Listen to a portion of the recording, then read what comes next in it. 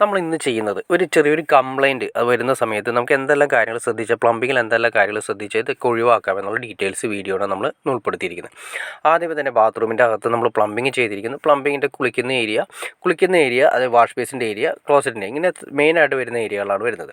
ആ കുളിക്കുന്ന ഏരിയയിലാണ് നമ്മൾ ട്രാപ്പ് കൊടുക്കാറുള്ളത്. അത് മൾട്ടി ട്രാപ്പ് വാഷ് ബേസിനാണെങ്കിൽ അതുകൂടി കണക്ട് ചെയ്തിട്ട് ബാത്റൂമിൻ്റെ അകത്ത് സ്മെല്ല് വരാതിരിക്കാൻ വേണ്ടിയിട്ട് ട്രാപ്പ് നമ്മൾ കണക്ട് ചെയ്യാറുണ്ട്. അപ്പോൾ ഈ ട്രാപ്പ് നിങ്ങളൊരു കാര്യം ശ്രദ്ധിച്ചാൽ മനസ്സിലാക്കാം. ട്രാപ്പ് നമ്മൾ കോൺക്രീറ്റിലാണ് ഇവിടെ ഉറപ്പിച്ചിരിക്കുന്നത്. അതാണ് ശ്രദ്ധിക്കേണ്ട കാര്യം. കാരണം നമ്മൾ മണ്ണ് കാര്യങ്ങളെല്ലാം മാറ്റി ട്രാപ്പ് നമ്മൾ ഉറപ്പിക്കുന്ന സമയത്ത് അതിൻ്റെ അടിയിൽ നന്നായിട്ട് അത്യാവശ്യം മണ്ണ് കാര്യങ്ങളുണ്ടാവാൻ ചാൻസ് ഉണ്ട്.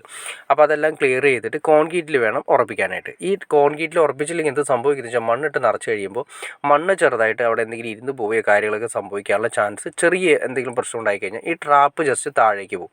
താഴേക്ക് പോയി കഴിഞ്ഞാൽ ട്രാപ്പ് കംപ്ലയിൻറ്റ് വരാൻ ചിലപ്പോൾ അവിടെ വെച്ച് ഒടിഞ്ഞു പോകാനുള്ള ചാൻസ് കൂടുതലാണ്. അതായത് ട്രാപ്പിൻ്റെ ആ ഏരിയയിൽ ട്രാപ്പ്. പിന്നെ അത് മാത്രമല്ല, കറക്റ്റായിട്ട് നമ്മൾ വെച്ചിരിക്കുന്ന മെഷർമെൻറ്റ് മാറാതിരിക്കുന്നതിന് കോൺക്രീറ്റ് ഇട്ട് കൊടുക്കുന്നത് വളരെ അത്യാവശ്യമാണ്.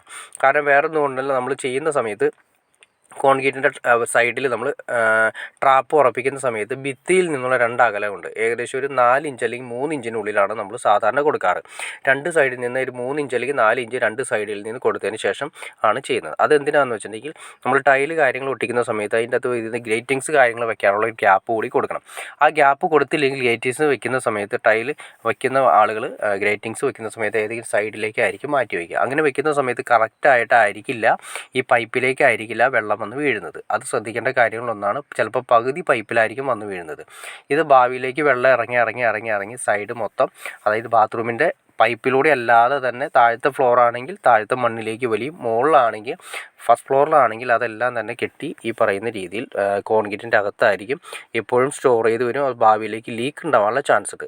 അപ്പോൾ ഈ പറയുന്ന രീതിയിൽ നമ്മൾ ഒരു 3 ഇഞ്ച് അല്ലെങ്കിൽ 4 ഇഞ്ച് വേണം ഭിത്തിയിൽ നിന്ന് മാറ്റി വയ്ക്കാനായിട്ട്. അപ്പോൾ അത് കറക്റ്റായിട്ട് വെച്ച് കഴിഞ്ഞാൽ ഗ്രേറ്റിങ്സ് വയ്ക്കാനുള്ള ഗ്യാപ്പ് കാര്യങ്ങൾ കിട്ടും.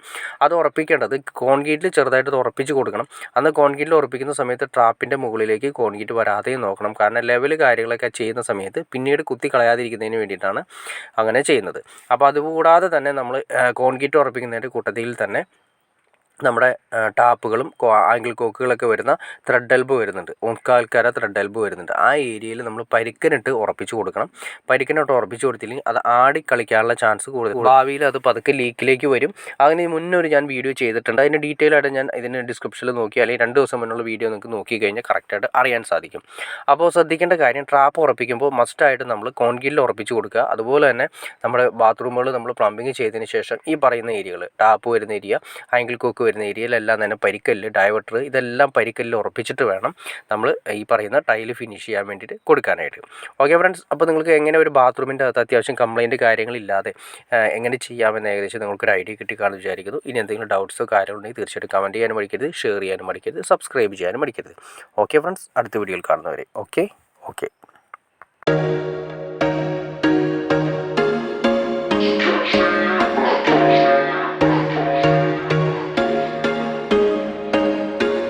There was once a day that I would pray for you. I'd go and misbehave just so you'd notice too. Sneaking looks up and down from across the room. And damn, what a hell of a view. I feel good, you look great, I like you, I can't wait. A first time, a first date, you're so fine.